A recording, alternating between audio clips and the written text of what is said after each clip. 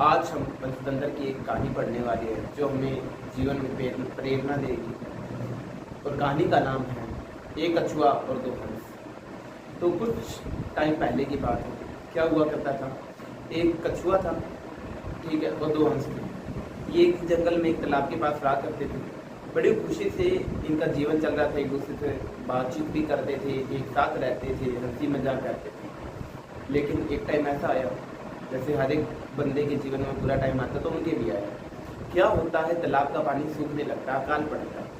तो इस कारण बहुत सारे जानवर मर जाते हैं जो पानी में रहते हैं, है ना, और खाने पीने के लिए भी कुछ नहीं रहता।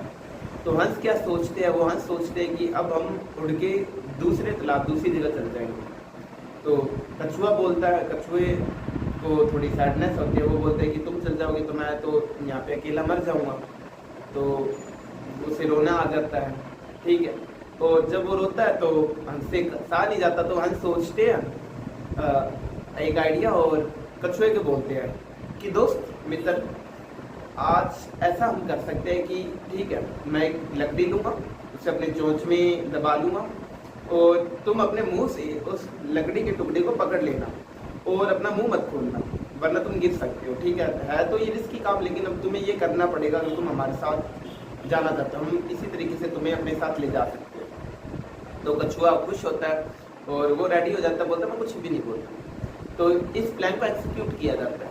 हंस अपने मुंह में एक लकड़ी लेते हैं, चोंच से पकड़ लेते हैं उसे, और कछुआ भी अपने मुंह से उसे पकड़ लेता है। जब वो उड़कर जा रहे होते हैं तो एक गांव आता है, गांव के ऊपर से उड़ रहे होते हैं। तो कुछ बच्चे और लोग होते हैं, वो देखते हैं कि यार दो हंस उड़ रहे हैं, उन्होंने चोंच में लकड़ी फंसा रखी है और उसे कछुए में पकड़ रखा है। तो कछुए के ऊपर हंसते हैं, ठीक है, कि कैसा मूर्ख कछुआ है, देखो कैसा मूर्ख कछुआ है। तो कछुए को बुरा फील होता है, यार मेरे बारे में ऐसे कैसे बोल दिया, ठीक है, इन्हें सबक तो सिखाना पड़ेगा, इन्हें जवाब देना पड़ेगा हमसे। तो जवाब देने के लिए जैसे मुंह खोलता है वो नीचे गिर जाता है, वो नीचे गिर के उसकी मौत हो जाती है, जिससे हंस और को बड़ा दुख होता है कि यार बताया था, क्यों किया उसने ऐसा, क्यों किया, है ना। तो उन्हें भी बड़ा दुख होता है। तो इस कहानी से अब हमें क्या शिक्षा मिलती है? इस कहानी से शिक्षा मिलती है कि देखो, कई बार ना जीवन में आपके सामने ऐसी सिचुएशन आएगी जब आपका मन करेगा कि इसे पलट के जवाब दूं इस बंदे को, लेकिन आपको क्या उस समय चुप रहना पड़ेगा। क्योंकि कई बार जो चुप्पी होती है वो बोलने से ज़्यादा बेनिफिशियल होती है, हमें चुप रहना चाहिए कभी कभी, है ना।